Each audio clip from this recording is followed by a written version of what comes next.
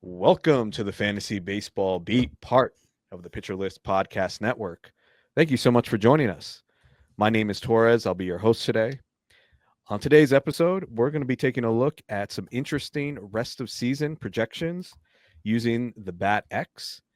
We're also going to be talking injuries with Dave, bullpens with Mike, and as always, we'll be ending with our mental health minute. But let's bring in my co-hosts, Mike Carter, Dave Funnell. Fellas, I just got a notification. We're recording this on Thursday night. Jake Berger got demoted. So, we didn't have that as part of the show, obviously, but got to start there because that totally shocked me. I told you off air, I don't have him anywhere, so I wasn't paying like super close attention. But, looking at the numbers, yeah, he's been bad. But man, getting demoted, that's wild. So, any initial reactions to that? I am surprised, but I'm not. He wasn't really that good this year. There were a lot of games where he was just not hitting the ball at all. And I know in the past he's gone through ups and downs. So I was always expecting him to have one of those hot streaks where he would just, hit three home runs in a week, but it just wasn't happening. But just looking online here, the plan is for him to get reset and return soon. Whatever that means, I don't know right now, but overall, I am pretty surprised. Mike, I know you were big on Jake Berger heading into this year. We talked all in the offseason about him. Yeah, I thought he was 35 home run potential, and obviously we're going to have to temper those expectations now. But on the human side of story, he and his wife just had a second child, and the baby was born with Down syndrome. And I know that there's been some issues with getting her situated and having to have surgery. So I'm guessing on the human side of it, it probably weighed pretty heavily on Jake. Being a Chicago White Sox fan, he was always very invested in the community here and was a really just seemed like a really normal, regular guy like we are. So I'm rooting for him, and I will always root for him. But I'm hoping that it's a quick turnaround. They did call up someone named Blaine Krim, which almost sounds like a disease or something that you buy over the counter to counter the disease at the store. I'm guessing that Blaine Krim will probably not be long for the Texas Rangers world, unless he can close. Then maybe they can find a place for him. All right. Well, we will get to that. We'll be talking the Texas bullpen, but yeah, interesting. Just he probably, I don't imagine he's going to be down there too long, and that's an interesting point, Mike, about the personal side of things, and maybe this was kind of a good mutual decision. I don't know, but just looking at rest of season projections. Bat X, which we'll talk more about, which is Derek Carty's system, which is, I think, usually the most accurate when it comes to hitters. They have him for 26 home runs, 71 RBIs, and a 245 average. Now, you're obviously going to have to take some off of that if he's going to miss some time in the majors. But just to give you an idea of the kind of player that Jake Berger is projected to be, and looking at the underlying stats here, he's having a bad year. He's batting 186. He's also got a 234 batting average on balls in play, which indicates he's been a little bit unlucky. 3 home runs, a 144 ISO, which is down from normal. But Berger is the type of guy, Dave, you mentioned, like he'll hit 3 home runs in a week. Like he could hit 3 home runs in a game, like he's got that kind of power. And all of a sudden he's right on pace with where he's used to being. So the K rate's a little bit elevated, but nothing crazy. So I think it's a little bit of bad luck. Just could be some variance, just going through a tough stretch here. Just thought that was super interesting. Did not expect to see that notification. Yeah. But anyway, let's start out talking. I just want to check in with you guys, see where things are at in terms of your week with fantasy. So anything interesting this past week that's happened with your teams or any recent developments? I'm going to start with you, Mike. Well, the recent development is that most of my high profile teams stink, mostly due to injury. And I just can't, in those high leverage leagues, Tout Wars and Glarf, it is really hard to find waiver depth that can really take the place of somebody that you lose when you lose like an ace pitcher or lose a guy like Jackson Merrill. And I'm just scuffling along. I'm waiting for those guys to come back healthy and then see what I have. Usually by this point, I'm cutting cutting guys like a maniac, reshuffling the bottom of my roster. And I've kind of been waiting to see another week kind of what was going to happen. And we just kind of continue to scuffle on those teams. It's really been, I still feel like my draft process was good. It just was besieged by some injuries, which I know we'll talk about that more tonight, but that's kind of been what's going on with me. But the good news in all that is that the Batavia Bulldogs freshman baseball team continues to win games. We took 2 out of 3 in the series against Wheaton North this past week. So we're 12-3 going into a big weekend series with our biggest rival, Geneva, and our two pitchers, Easton and Lucas, both pitched unbelievable this week. Lucas pitched a complete game, 7-inning shutout on Tuesday night. He was fantastic. And my buddy Grant playing second base, fielding every ground ball, turning double plays. I've hit him probably 4,000 fungos in the last month, and he's really making a lot of progress and hitting the ball the other way. Just really proud of these guys. And they listen to the podcast, even though they don't play fantasy baseball. So I want to make sure that I gave them a shout out tonight before we got too far into it. All right, let's go Batavia Bulldogs. Mm-hmm. That's awesome, man. So your fantasy teams aren't so hot, but you got the Batavia Bulldogs. It's all good. That's more important, honestly. All right, Dave, what about you, man? How's your fantasy week been? This week for me is really testing my patience. Isn't that always the case? Like, I feel like this game in general is always testing your patience. This week especially, though, my home league, I'm in an Ottoneu league where power offensively really helps you out, and if you give up home runs as a pitcher, you are screwed. Now, for offense, I put my money where my mouth was. I really invested in the Rays offense, and they've gone ice cold. Brandon Lau has not done anything. Jonathan Aranda has not done much of anything, and I'm getting a lot of zeros and negatives this week.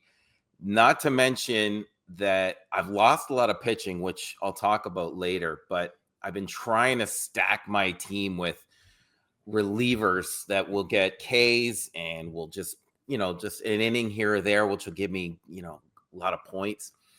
But if you give up a home run, like I said, you get crushed. Tyler Holton, Garrett Whitlock, Craig Yoho today, and there was someone else earlier in the week. Rage cut after rage cut after rage cut. Just it's testing my patience. I know it's just May 1st, so I'll stick it out with my Rays. But yeah, just trying to remain positive. That's all. Craig Yoho got lit up by the White Sox today, baby. 8-0. Big win for the White Sox. Up to 7 on the season. Up to 7. Amazing. Better than those Rockies. Yeah, slightly.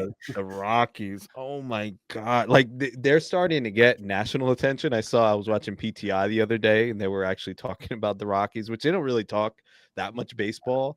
But the Rockies are so bad that it's they may be worse than the White Sox of last year. I think they will be. I think they're going to have a finish with a worse record. It is looking bleak in Colorado. But yeah, for my teams, guys, believe it or not, I mentioned last week that my tout team has just been a disaster from start to finish or start to this point. I might win this week. I might actually get a win in tout this week. Now, for those of you who don't know, it's a head-to-head points league, which I have no experience with. And I mean, you guys know, like I'm not saying this to like look at me, but like I'm a pretty good player. Like I have a good track record playing in like the highest, or not the highest stakes, but like main event, and I've done really well. And I went to tout, and I didn't know I was going to get the head-to-head points league tout. But when I was asked to do it, I'm not going to turn it down just because it's that. So I'm like, yeah, I'll give it a try. I'm sure I could adapt. I haven't adapted. I have not. Part of it has been bad luck. All right. I've had, so two of my biggest players were Vlad Guerrero, which we know he's gotten off to a slow start, and Soto. Those are my, it was an auction league. So I was spending like $40 each on those guys. Yeah. So when you have that combination as your two big players, this start has not been ideal. I also had Wilson Contreras, who he's heating up now, but was brutal those first couple weeks. So I've dug myself a hole here, but it's been a nice week. Kyle Stowers, 2 home runs for me. I picked up Andy Pajes. Had a really nice game from Carlos Rodon. Soto, 2 home runs today. So good. I'm well ahead in my matchup. If I lose this week, I think I'm done. I think I'm done. I've had some brutal, like, this is kind of weird. You had told me about this, Mike, afterwards, that, when you pick up a player, you have to start them that following week, which I was not aware of. So, like, I didn't know that in the beginning, and I'm wondering, like, why. Like, I picked up Porter Hodge one week because I figured, he's a good spec, Ryan Presley wasn't looking great. So I picked up Porter Hodge, and I had to have him in my lineup, and that was just kind of like a wasted roster spot, because he wasn't the closer, so just stuff like that, really frustrating, bad start, sit decisions. So it's been a tough go of it, but hoping that after this week I'm starting to get situated and can hopefully make a run here. But there's something to be said about that too. Like when you're an experienced player like you are, excuse me, and a good player, you have to kind of weigh that out, right? Like, you drafted guys for a reason, and you thought those guys were going to be the ones that would carry your team. And just because they got off to a bad start for a month doesn't mean that you have to hit the panic button and start getting rid of guys that are stars. Because especially in a place like Tout, what do? You take Wilson Contreras, and then he struggles. What are you going to do? Cut him and pick up Corey Lee? Like, I mean, you can't. You're not going to survive. Like, you can't do that, right? So you got to stick with your guys, and you just hope that your process was good. I looked at your team several times while you were drafting it. I think your process was rock solid for that league. It just hasn't turned to the results yet, but I think it will. I'm hoping, man. Yeah, I'm hoping. I got Acuna waiting in the wings here. He's on the IL. That's the other weird thing about this. So it's like the unlimited DL, which I probably should have taken even more advantage of. So yeah, it's just a different. I'm not used to that. Like with and here's the big learning curve too. Like, I assume it's a 12-team league, so I assume, I could just pick people up off the waiver wire. Like, there's going to be plenty out there. When you have unlimited IL, though, it's not really, because I'm used to in NFBC, there's no IL, so people are stashing injured players, and as a result of that, the waiver wire is pretty plentiful, at least in a 12-team league. But when that's not the case in this league, I'm like, there's nobody. Like, it feels like a 15-team league to me, because the quality of the waiver wire is just awful. So that's been a little bit of an adjustment too. I thought, like, I could skimp on outfield, and there's always going to be people available. Not really. Not really anything worth rostering. So we'll see. I'll keep you guys updated on that. But let's talk projections. And I mentioned earlier, we're going to look at the Bat X and kind of take a look at what I consider to be some interesting rest of season projections. Now, listen, I'm not saying projections are everything. Some people just strictly draft off of them. And for some people, I know some people that have been really successful doing that. There are others who say, man, projections are BS. I'm not going to use projections. I have my own system. All right, fine. I think that's a little misguided, but for some people that works too. I tend to be kind of in the middle. Like, I use projections as my foundation. When in the off season, when I'm looking at a player for the first time, I always want to look at their projection first and just kind of get a sense of, all right, what is the general expectation for that player, and then I kind of go in and adjust based on factors that I consider to be important. And I'll take a deeper look at their skills, and I may disagree with projections, but I'm probably never going to veer too much off of them, because I can't, these things have, there's a reason they, have people use them, right? They've shown to be effective. So yeah, that's just, I want to introduce the idea of projection. So I don't see them as gospel, but again, I see them as a good foundation. One thing that I tend to do, though, is like, I kind of forget about projections during the season. And I don't think that's really a smart thing to do either, because it's the same the same formula is being used, right? Like all of these Mhm. projection systems have a rest of season that they adjust based on, the inputs that they're seeing in the season. And I have this tendency to just like not even look at them. And that's what kind of got me thinking about this segment. I'm like, let's take a look. Let's see who the projections are reacting most to. What are they seeing? And maybe, that could give us a better sense of who are some buy low, some sell high players, and just kind of give us further guidance with that. And the way I did that, I have this program. It's called RotoChamp. I think it's it's a draft software. I think it's fantastic. And what it does is it has all the major projection systems, Steamer, BATX, ATC, and you just put in whichever one you want, and it gives you a ranking based on the projection of each player. And I find this really valuable just to be able to compare, where these players are relative to each other. And actually, what I was able to do is pull the preseason projection and then look at the ranking, compare it to the rest of season projection and see what the big differences were. So I'm going to start out with a couple players that really stood out to me, and I kind of grouped them together. I've got Tommy Edman. These are all projections that have really that have improved based on early season performance. So Tommy Edman, he went from 133rd overall based on the BATX to now his rest of season projection would make him the 63rd overall player. That one really stood out because I know there are people out there who are like, yeah, Tommy Edman's Tommy Edman. Like he's getting a little bit lucky with power, and BATX believes in Tommy Edman. I mean, that's a pretty significant jump, 70 spots based on this early sample. Another one who people are all over, as I feel like people are buying more into this, maybe because of the age, ARMSTRONG went from 98th overall in the preseason to 53rd rest of season, according to the BATX. And then the other one was CEDRIC MULLINS. And I don't have it in front of me. Oh, he was 111 to 64. So 111 in the preseason, 64th rest of season. So my question to you guys is, out of those three outfielders, who are you most interested? Who are you most buying into moving forward? Before the season started, I remember when I was doing the Glarf draft up in Detroit at Comerica, and I was texting you guys because I had really gotten into studying Pete Crow Armstrong, and I thought, wow, this is a guy that could really, where he's going, could really help you, especially if he's able to hit it all, and he's hit really well, right? So he's already, a month into the season, got 6 home runs and 12 stolen bases, and looks like he's going to be an easy double guy there.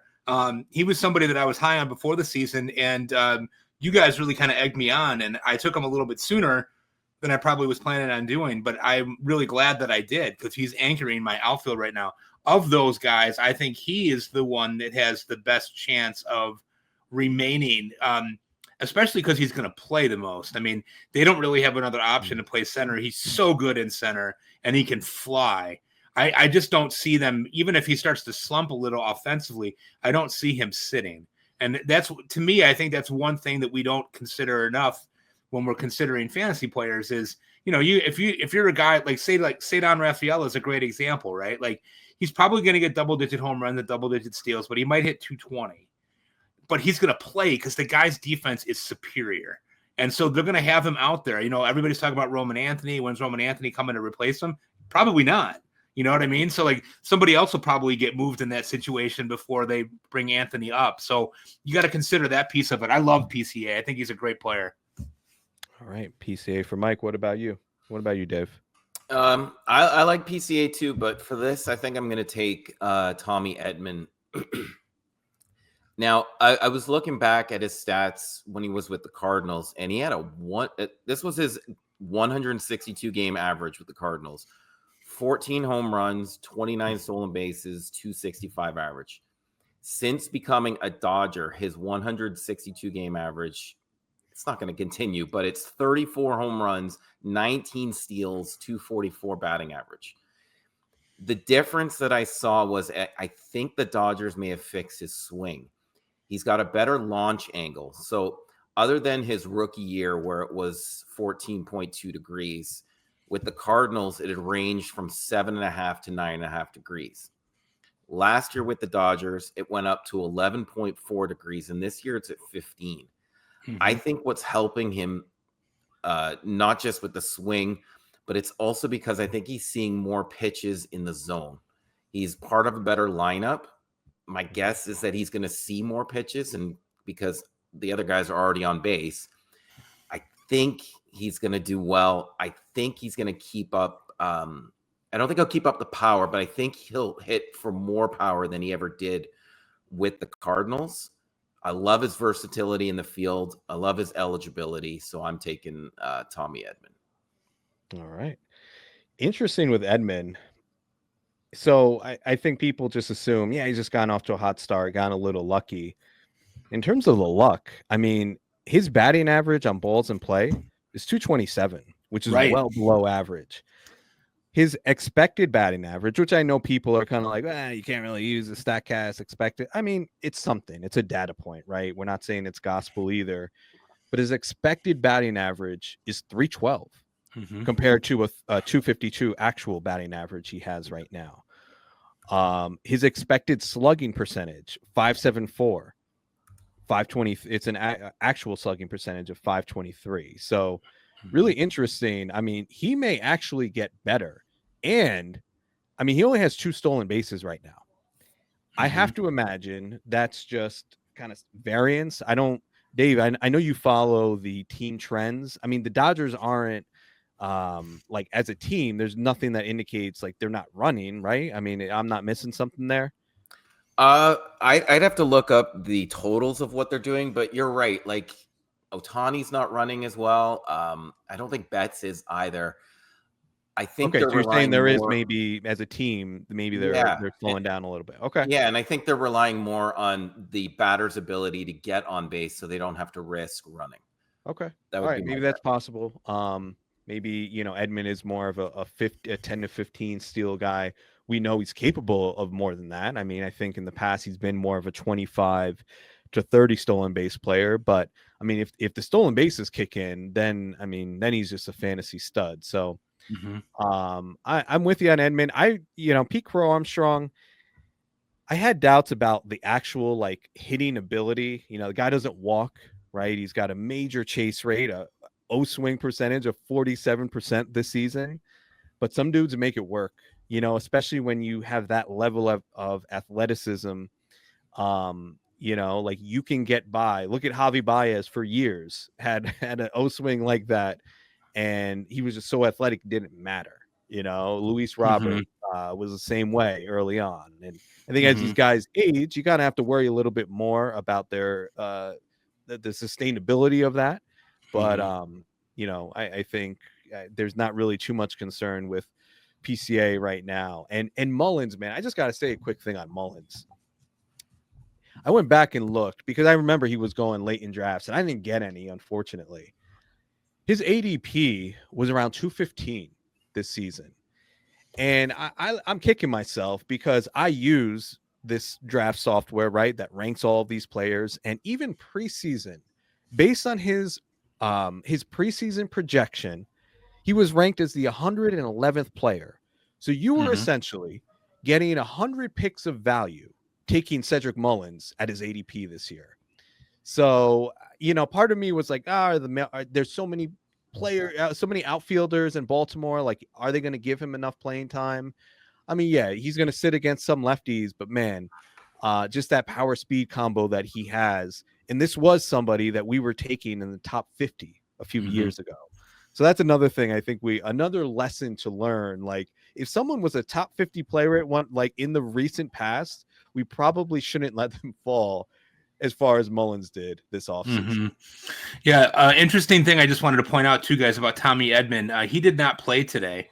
And it was due to an ankle injury. So I wonder if maybe if he's got a little bit of a banged up ankle, I wonder if that's maybe why he's not running, even though he could still play Sonia Chen reported today that he's day-to-day, but then again, aren't we all? Absolutely. All right. Thanks for that. All right. Two other hitters that I wanted to point out their rest of season projection. Tyler Soderstrom. Now, this is someone who is, I know there were people predicting like a big season from him. There were some prominent Twitter accounts I saw that from. There were still questions, though. Like, is this guy, like, he could very easily end up in the minor leagues. BATX did not believe preseason. They had him 367th overall based on his projection. They now have him. This was probably the biggest jump that I saw among hitters. 168th overall based on his rest of season projection. So they are a believer in Tyler Soderstrom.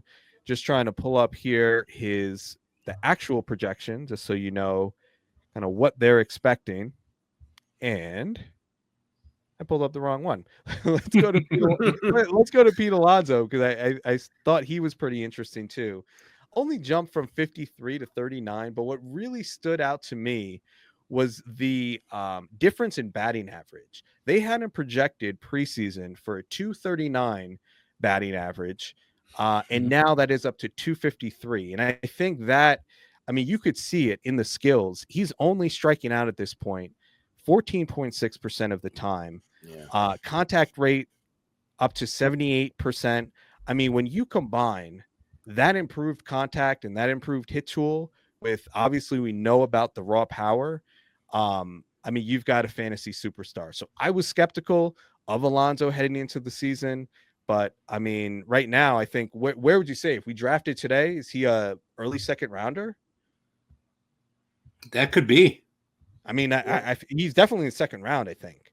You know, I think he's putting together a career year. And I think part of it is just knowing he doesn't have to carry the load. I know, you know, Soto hasn't really lived up to the billing yet, but I think just having less pressure, you could just see it in him. He's not pressing as much. And I think we're going to see just a career year from him. And just getting back to Soderstrom, I did finally find his rest of season projection, 22 home runs with a 246 average. So not a world beater in that category, but I think as far as power, you could expect that he's going to be a really solid asset. We're going to talk about some pitchers in a minute here, but first we are going to take a quick commercial break. All right. So we are here to discuss some pitchers who we think have some interesting rest of season projections. Again, this is using the BATX. And let's start out with Hunter Brown. Hunter Brown, based on his preseason projection, was the 107th overall player according to the BATX. He is now up to 50th rest of season.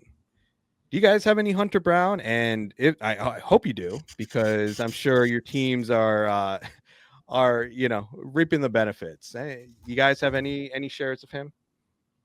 I wish I did, but I do not. No. I have several. And one of them was, I was lucky because it was a keeper league and I kept him from last year, hoping, not expecting, hoping that he would be able to replicate what he did last year, because I thought he was fantastic in the second half. I mean, he started the season 0-4 and then ended up going 11-9 with 3.5 ERA, 179 strikeouts, 170 innings. He's looked even better than that. The StatCast is blood red. K- walk is like 24. I mean, he's just been really, really good. And I'm thrilled to have him. Unfortunately, I also have Yusei Kikuchi on that team, so that hasn't gone as well as what I would have liked. But Hunter Brown is definitely outstanding. Yep. All right. So I think a little bit more reason to believe in his start and that this is a legit step forward and not just some early season variance. Another player that I think fits under that description is Mackenzie Gore, going from 210th to 103rd based on his rest of season projection. So I think we're seeing an uptick in the strikeout stuff. I think a little bit shaky still with the ratios. And, you know, Gore has never been like a low whip pitcher, but I think we're seeing a legitimate step forward. Where do you guys think? I mean, is he a top 25 pitcher for you guys, or do you think he's still outside of that? He's not quite there yet for me, but he will be if he can avoid the midseason struggles that he's prone to. Now, I know last year he said the coaching staff really helped him regain his form and endure over a long stretch of a season. So I think that's what was happening for him last year and the year before, when he just had that slide where he couldn't maintain, what he was doing. So if he learned from his past and he can continue doing what he's doing, he will be. But I need to see, I am expecting him to have some sort of a slide. But if I'm wrong about that, then yeah, definitely he's up there for me. Yep. All right, let's talk about him, man. YUSEI KIKUCHI, you mentioned him, Mike. It has been really, really ugly for him. Yeah, I'm thinking honestly, like he's pitching tonight, and he's pitching tonight against the Tigers, and in a 12-team league, we'll see how he does. Unless he comes out and just shoves, I don't even think he's rosterable at this point. He's got a 20% K percentage with a 13% walk percentage. For those of you who are who need assistance with the math part of that, 7% K minus walk, which is not good. A 4.84 Sierra, and the bat X has really, really dinged him based on the early season skills that he's shown. He started out 151st preseason, has gone all the way down to 253rd. So again, there's nothing to latch onto with Kikuchi. I don't even know. Like, I have him on a couple 15-teamers. I actually benched him in a few spots, even in a 15-teamer home against Detroit, because I just don't see anything that's indicating turnaround. And let me just say, man, the Angels suck. They suck they are right behind there. I told this to you, like, in the offseason, Rockies, Angels, and White Sox, I feel like, are all in that same group. Like, there is a battle between the three of those teams to see who can be the most incompetent organization. And I know many people were upset, like, when Kikuchi signed with the Angels, and I was like, nah, I don't know. Maybe he'll just carry over what he learned from Houston. No, I think the Angels just, everything they touch goes to crap. So yeah, it's crazy, isn't it? Because last year, what Houston did when they got him was they said, we're going to focus less on your four seam. We're going to throw your slider more. And you would think that, having success with that, you'd say, well, maybe I'll just carry that over to the next team and see if that works for me. He hasn't done it. No. Look at the stats. Look at the numbers. It's crazy. You know what's amazing too, man? And this is a bigger conversation, but it's like a team like the Angels. Like, they have no clue what they're doing with in baseball ops, with their general manager. Like, they're in the dark ages. But it's like the stuff that Houston did with Kikuchi, it's not rocket science, right? Like, a lot of these teams, like we say, that are like really advanced with their pitching programs, like, it's pretty much the same thing. Like, hey, throw your best pitch more. Why don't you try that? And it's like the light bulb goes on when someone tells a pitcher that. I don't get it. Why more teams just aren't able? Like, it seems simple. I know it's not really that simple, but like, I'm just amazed that some of these organizations just have not caught on to some of these trends and are unable to get the best out of their players. That's a different conversation. But two other players I just wanted to touch on. Dylan Cease, his rest of season projection was interesting to me because it was exactly the same as it was preseason. 32nd overall preseason, 32nd overall rest of season. So my advice to you, keep the faith with Dylan Cease. I know it's been a rough start, but everything indicates this is pretty much the same pitcher. And all the underlying skills just indicate that he's been pretty unlucky so far. So yeah, I still think he's a top 15 pitcher. He's not going to be perfect, right? He's not a tier 1 ace, but I think he's firmly in that tier 2. 388 BABIP too, by the way. Oh, yeah, right. BABIP is high, and he's got an xERA. I know we're talking about expected stats, whatever, but it's 2 runs lower than what his ERA is right now, 3.84. Yeah, so I think Dylan Cease is going to be fine. And one last player I wanted to point out, I know this is our guy. We've talked about him offline. I think we all have plenty of shares of KRIS BUBIC. And unfortunately, I was hoping I was going to look at the projection and that the system would be buying in based on what we've seen so far.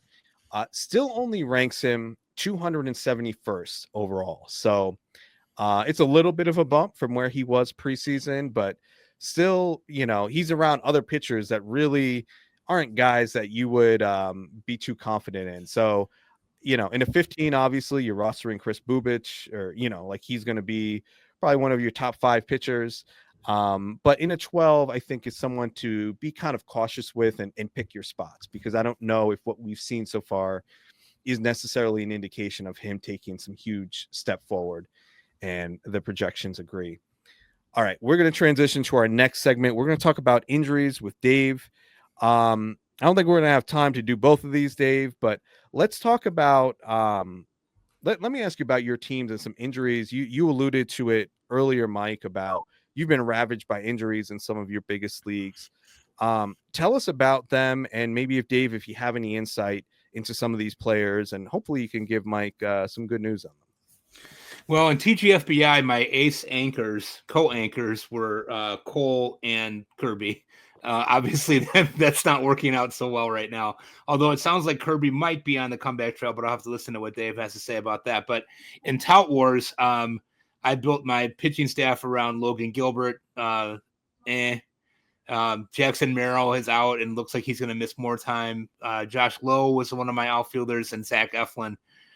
Just like you said before, Chris, there's just no replacing those guys on the waiver wire and Tout. I mean, there is zero depth on the waiver wire. And when you're sitting there, wondering if you should roster Andre Pallant to, replace Logan Gilbert. I've been there. Yeah. I mean, it's a real, it's a real problem. I mean, it makes you feel really sick to your stomach and ill at will, but that's what it is. So I really don't have much choice other than to wait and, have those guys come back and try to fill in and get some innings and get some at-bats while we're doing it. But I really need to get those guys back. Any updates on any of those players? Gilbert, Merrill, Josh Lowe, Eflin, anything notable, Dave? Yeah. Well, with Kirby, he just threw a bullpen, or a live bullpen, and he's going to do it again this Sunday. So once he does that, we'll see. He'll get more of a timeline set out of what's going to happen. He says he feels good, but we just don't know the velo and what pitches were being done. Logan Gilbert, grade 1 flexor strain. He won't throw for 2 weeks as of the injury. It's mild, and it's usually 1 to 3 weeks for a mild flexor strain anyways. But the only thing is there's a lot of wear and tear on that arm. He's got 734 innings over 4+ years, which is a lot of work. So it is worrisome. I think they'll take their time with them because he is such a major part of their rotation. Jackson Merrill, the Padres, they really don't want him to get hurt again. A lot of what they're doing is precautionary. They're worried that if he gets hit by a pitch or, a commotion or something, they're really planning for October right now. They're trying a lot of their injuries, the Padres try and get ahead of it. They keep saying we're trying to get ahead of it. So he's going to be slow. I don't think it's going to be something like Kyle Tucker last year where it extended for months and months and months. I think he will be back at some point in May. And Zach Eflin, with him, you just got to worry about there's always going to be an injury, but he usually does bounce back, and he should be back. I want to say by the end of May. Yeah, so I think things are going to be okay for you, but it's always tough in the meantime when you're just sitting there and you've got nothing going, and you're wondering, what the hell am I going to do? Yeah. But and I know you've you had quite a few Kirby shares, and you're a guy like you're the injury guy, so you're always thinking about this, and I think you're always trying to, or at least mostly trying to play it safe from what I see. And Kirby was someone who, if you ask somebody preseason who is the safest pitcher on the board, 80% of people would probably say George Kirby. So that's, I know you've lost him, and you also lost Justin Steele, and you noted here there was a lesson that you learned with that one specifically. Yeah, for Justin Steele, it was a lesson learned in that I want to really take note this September about pitchers who come back for 1 or 2 starts. Mm-hmm. I want to see what they're doing. I want to see the situation that they're in. Because I remember Justin Steele came back last year and the numbers in the box score looked good, but it always felt like he was rushed back. And when players get injured by the end of the year, it's always difficult to anticipate when they would have come back if it was in the middle of the season. I know the Cubs were near the end still trying to make the playoffs, so I don't know if he was rushed back just to pitch. And I don't know if that did any more damage. So that's a lesson learned of just once we get to the end of the season, understanding what the situation is, why they're there, what they're doing, and then maybe project that for the next season. Because a lot of times, beginning of the year of the next season is when those unresolved injuries come back to haunt you. Yeah, I mean, there were a few guys like that this year. Players that I avoided. Steele, for that reason, was one of them. Hunter Green was someone that I also avoided, because he had that injury at the end of last season, came back for, I believe, 1 start. And I'm like, is he fully recovered from whatever that was? And he also throws, 98, 99 miles per hour. So far, that's worked out great, and we'll see if he can sustain that. I have my doubts based on his velocity and, again, the injury that he dealt with last year. But I don't know. Do we know anything? This is another long conversation that we could, I guess, save for another day. But it's really maddening, Yes. how there's really no, we could say, oh, look at this, look at that. But really, it's just kind of a crapshoot, Yeah, there's simply no way of knowing, guys. Yeah, It's a game. I mean, there is luck involved in this, right? I mean, the teams that you look at that you've had that have won, what is the one thing that they've had in common? Probably mostly, you hit on a couple of guys that nobody else was expecting to have play well, and you're healthy. You're getting at bats and you're getting innings. That's what it boils down to. Yeah. Hey, Dave, one guy that so in my one main event, I have Strider and Logan Gilbert. So it's been a rough couple weeks. Still holding water, thankfully. I don't know how. But tell me about Strider. When do you think we could expect to see him back? He's going to be gone for a bit. He's going to get a there's going to be a timeline for him after a couple of weeks. So he went on the IL, what was it, about a week ago or so? Mm-hmm. So we're going to wait for another week or so and then see how he's doing. But like I said, I think I said it last week, it's really tough when it's the hamstring because you can't really pitch with it. And he's really going to have to ramp back up. I mean, are we looking at June, middle of June, best case scenario at this point? We might be, only because he was off for so long. I don't want to say he was rushed back, but he really progressed quite well without any setbacks, really. So he was able to do that. He came back, he pitched, and now he's got to sit out and just wait again. And I don't know what that's going to do to his arm, just not being able to throw. I'm sure he's going to do some exercises. So it's not like he's just going to sit there for 2 weeks. But he might need a ramp up with 1 or 2 starts on the 1 or 2 rehab starts. So you're right. It could be June or close to it. Yeah. Super frustrating. And usually I don't take those guys coming off of Tommy. I know he didn't have Tommy John. He had the brace procedure, but after missing a full season like that, and I don't know, I took the plunge. I had that FOMO in my last draft, and I'm like, I need Strider. He was looking, he was progressing so well, and I'm like, I need a share. And I went against my usual way of doing things, and that really came back to bite me. Another guy in that realm is Sandy Alcantara. And I know he's not injured right now, but he's been really ineffective. So, again, it kind of confirms that, like, I know Dave McDonald, who we've had on the show, has talked about this, like staying away from these pitchers who are coming off a season-long injury. I know Dave McDonald talks about staying away from hard throwers, right? And staying away from guys who are coming off of, of major injuries. Unfortunately, though, it just doesn't seem like you leave too much of the pool open to yourself.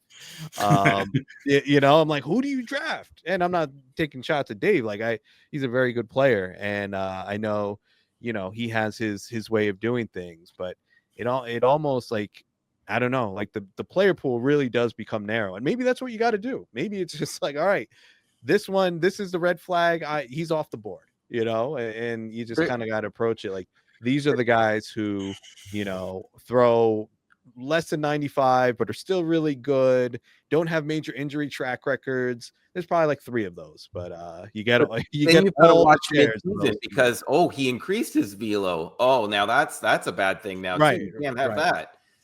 So they've got to be the exact same that they were within this kind of parameter, and if they exceed it or they go below it, you're in trouble. Yeah, that's like 3 guys. Yeah. Right. Anyway, man. All right, let's transition from injuries. Let's talk something else that's just as maddening, if not more. Let's talk bullpens. So I know we talked about Class A last week. You talked last week about adding Cade Smith. It looks like, and correct me if I'm wrong, looks like Class A has righted the ship a little bit. He's gotten the past few opportunities here in Cleveland, and I would imagine Cade Smith is someone you still roster, right, if you have Class A, but maybe things are kind of going back to the way they were. Is that fair to say? Yeah, I think so. I mean, Class A last week had a really bad week, and I think you're still watching the situation. But since last Sunday, he's had a hold, a win, and a save. Last night he got a save, came in and pitched the 9th, pitched great. He got 3 strikeouts, didn't give up anything. Cade Smith ended up getting the win in that one. So I think Smith is definitely a guy that's worth rostering just as that handcuff, especially if Class A is not 100% healthy, which is, a bit of a concern. I mean, there's been some whispers about shoulder woes. Even though he looks like he might be over that right now, that could pop up again at any time. Smith is a really valuable guy to have on your team. He's a 32% strikeout rate. He's got 7 holds if you're in a holds league. He's also got 3 saves and a 1.15 ERA. So definitely a guy that can help you attack those ratios and the strikeouts. And I think would end up being the closer if Class A had to miss time. A lot of people like Hunter Gaddis too. He's got an even higher strikeout rate. He's got 9 holds, but it seems like Stephen Vogt really likes him in that 8th inning role, and that Smith is a guy that he can kind of call on to do multiple things. So my guess would be, Class A is back for now, and Smith would be a guy to hold on to. If something should happen to Class A, I think it would be Smith. Mm-hmm. You had Kyle Finnegan down on here. Yeah. And I wasn't even really paying attention, but he's blown 2 straight. And at this point, I'm just like, Kyle Finnegan is a safe guy. But like, I know, like, since last year, I was like, Kyle Finnegan stinks. Like, he's not, like, why is he a closer? It worked out. Anybody who took a chance on him last year got a ton of saves. I don't think the ratios were great. But then here he is again, back in Washington after people thought, he got non-tendered, and people are like, that's the end of Kyle Finnegan. No, he's back. And signs with Washington, started out strong, but blown 2 straight. I mean, I think it's going to take quite a bit for him to lose the job based on the cachet that he's built up there. But if he did, and he also might be a trade candidate in July, who would be the person to replace him? Or are we looking at, just a mishmash of guys? Well, if you look at the guys that they're using for setup roles right now with Jose Ferrer and Jorge Lopez, they both have ERAs over 7 and strikeout rates of less than 20. So that's not guys that you want to look at for closing. They have Lucas Sims there, but he's been equally as bad and has never really been able to wrestle that mantle of being the closer. They did just get Andrew Chafin. Speaking of just add him to the mix, old crusty veterans, but they don't really have a lot to look at there. Jackson Rutledge has pitched well for them in middle relief, which is something that I don't know that anybody was expecting, but he seems to kind of be moving up the ranks a little bit. So Rutledge might be a name to file for later. I'm not endorsing him as a closer. I'm just saying that he could be a guy that could get into the mix because he's really been their only effective reliever besides Finnegan. I do think Finnegan's got a relatively long leash here just because of the fact that they don't really have anybody else around that can really challenge him at this point. Mm-hmm. What about Cincinnati? You've been a Graham Ashcraft guy for as long as I've known you. I know Pagan's been there. He's done well. Anybody who invested in him has got to be happy. You know, anything at this point extra from Pagan, I think is just gravy. You know, he's already gotten, 8 or 9 saves. Yes. Alexis Diaz got demoted, so it looks like he's out of the picture. Do you think Graham Ashcraft eventually takes that job? Boy, this is a really interesting one to talk about, and it really kind of excites me because you have 3 guys that have all been in the mix that have all pitched really well. Pagan has really been a savior for them.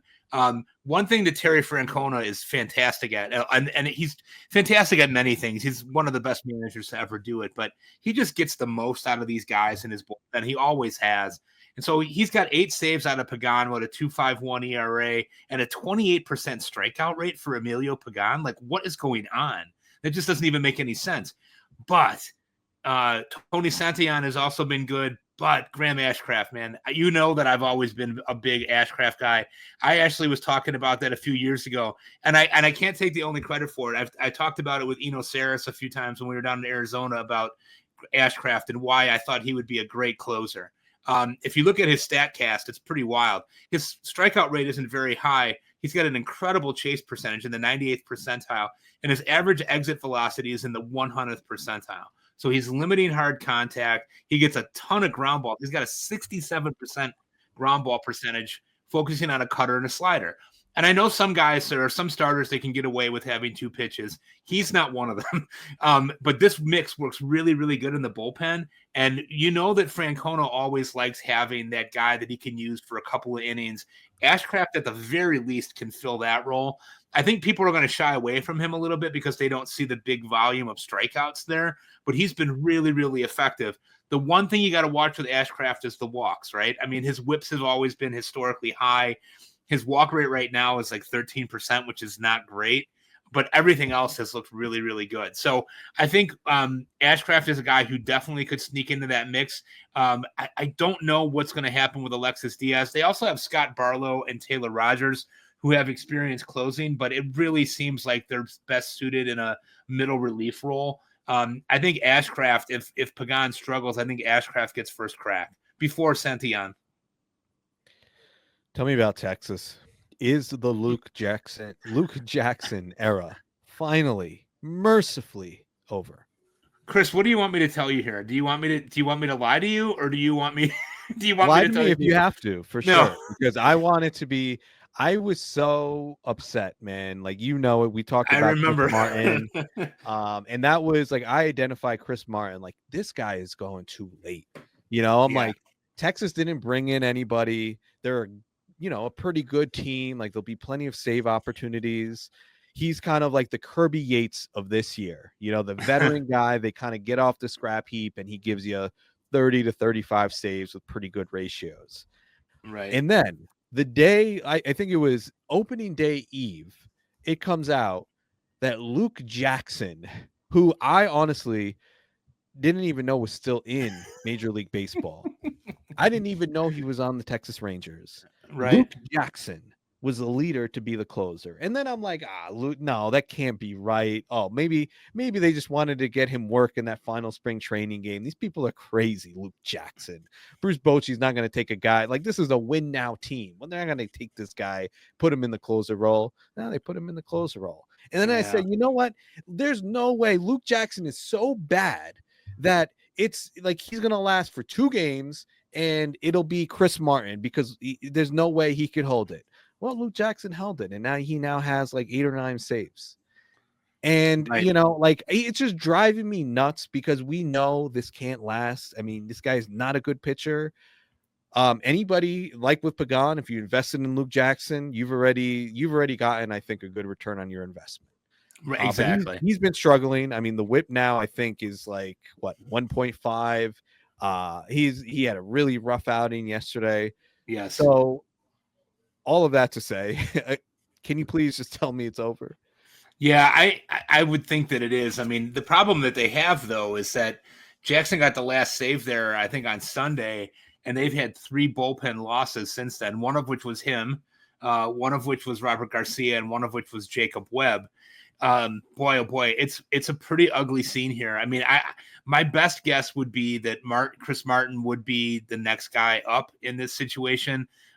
Even though it does appear that Bochy likes to really use him and Garcia as his top setup guys. But you look up and down the roster, you just don't see anybody there that can really kind of ascend to that position. We had talked a little bit off air about Emiliano Teodo, but he is hurt down in AAA, and his walk rate is about 15 to 16%. So that is not a solution that's coming for them. So my guess would be that when it's said and done, that Martin would be the next guy up in that situation. Garcia is lefty. I know that there's a lot of people out there that don't believe or like the idea of having a left-handed closer, and he's been really effective in the role that he's been in. So I think that Luke Jackson will probably get bumped back down to a middle relief role. He was actually relatively successful in that role last year for the Giants. But Bochy, Bochy's kind of a weird guy. He does a lot of things by feel and keeps guys in roles. And he also doesn't, if you look back at him historically, he likes to have one guy be the closer, but he historically doesn't value the closer as much as he values his setup guys. His feeling is kind of like, well, anybody can get the last 3 outs, which throws a lot of people off when we're talking about getting saves. But I think if you've invested in Jackson, you got your 8 saves, it's probably coming to an end. He's had 2 really, really bad outings this year where he gave up multiple runs, and one of those was yesterday. And so the question of what have you done for me lately? Texas has gotten off to a 16-10 start, and they haven't won in a week. So probably need to do a little bit of shaking up there. Yeah, I mean they did that with their, obviously the burger move that we talked about, and I know Bochy's been messing with the lineup a little bit, so they're searching for something to try to find a spark. I don't think, obviously, if you have Jackson, you hold and see how this plays out. It may just be me wish casting, and maybe Bochy surprises us and just sticks with, he does seem to be very invested in this. So I don't know. We'll see how it plays out, but hopefully when we talk next week, we'll be talking about Chris Martin, Texas Rangers closer. We are going to leave it there for baseball stuff, at least. We'll be back with our mental health minute. But first, we're going to take a quick commercial break. All right. We are back for our mental health minute. And today's topic, and for those of you who may be listening for the first time, this is where we move away from baseball and we talk about mental health related topics, sometimes delving into physical health, but basically just ways in which we can improve our overall wellness. So last week we talked about communication and conflict resolution. And this week we're going to talk about, and this is a little bit of not abstract, but I want to introduce this topic of thinking of our mental health as like a bank account, kind of how we think about our finances. And I think, like, I consider stress, like every stressful situation that we deal with, I consider to be like a withdrawal from our bank account, right? So, you have a rough day at work, let's say that equates to a $50 withdrawal from your bank account. This morning, I was telling you guys, and listen, this is not the end of the world, but it's freaking annoying. My Facebook account got hacked. It was just like such a pain in the butt, and it's a little bit of an uneasy feeling. So I dealt with that for like a couple hours this morning, trying to figure that out. Like, I would say that was like a withdrawal from my emotional bank account, right? It took my time and energy, and I felt a little bit like just depleted afterward. On the other hand, like, we have things that we can do that can be considered deposits. And we've talked about a lot of these things. A deposit could be, going for a run, or having a healthy meal, getting a good night's sleep, doing a deep breathing or relaxation exercise, going for a walk, like all of these things that, you consider to be coping skills. maybe me going for a walk for half an hour, that's a $50 deposit that could make up for, the issue that I had this morning. So I think it's just a good way to kind of like keep tabs on where you're at, because a lot of people are walking around just like they do with their finances, not really like being cognizant of where it's at. So some people are in lots of financial debt, but they keep spending because they don't even know it. They just don't, or they don't care, right?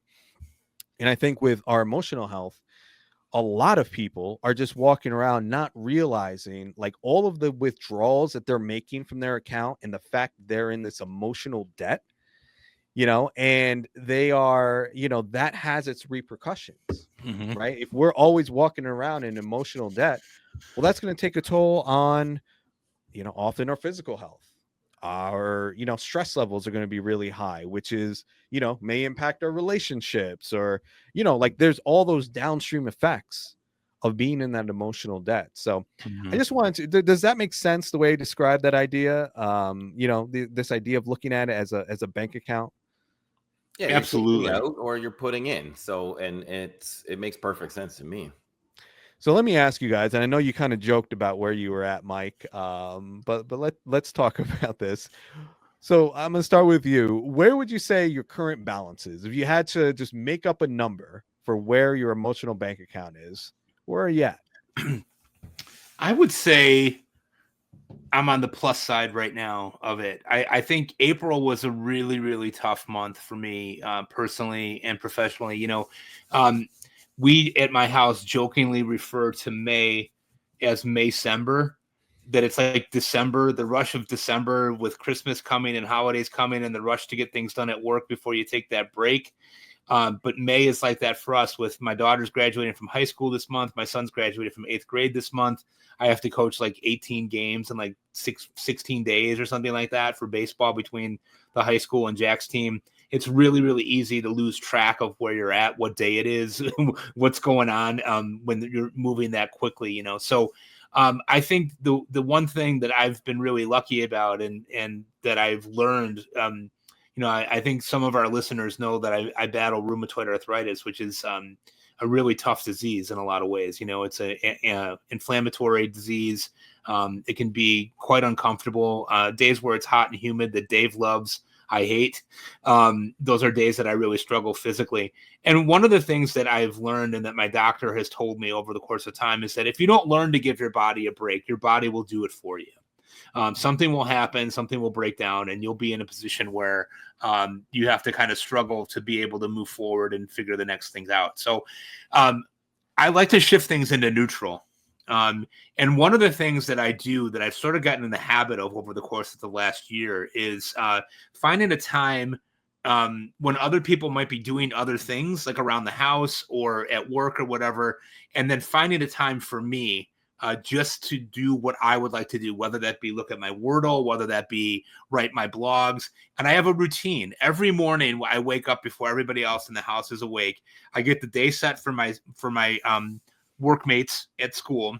I put the plan out for the day and all that kind of stuff. And then I'll take a half an hour for myself and I will look at the scores, or I will start thinking about what I'm going to write about over the weekend and start laying out the template for that. I'll text you guys about something that I see on Twitter that looks like it's funny or that's baseball related, or a question that I might have for you to run past you on some of the fantasy stuff. And then on the weekends, on Saturday, no matter what, I'm up at 6 Central Time and I got the pot of coffee on, I got an Entenmann's donut, and I start cranking out on my routine. And it's funny because a lot of people are like, man, it's crazy. You're just too busy. You got too much you do too much. But I like that for me. It helps me stay grounded. It helps me, being busy is helpful for me as compared to some other people who might need like 7 or 8 hours of downtime. I don't know what to do with myself. And so that's me shifting into neutral. That's me being able to kind of have that me time where I start to rebalance the account. And one of the people that I learned that from, honestly, was Dave, because Dave and I, before Dave was on the show and Dave and I would talk fairly often, we were sending each other text messages at 5:30 in the morning that were baseball related. I was like, oh, wait, there's another guy that does things similar to like what I do, like is up before the crack of dawn, writing about things that nobody really wants to hear about, and up before the kids, the wife, and whatever. But that's kind of my recharge time. That's kind of my go time. And that's how I rebalance that account, because you guys know my job can be crazy. I don't want to say it on air, but I told you about the day that I had today.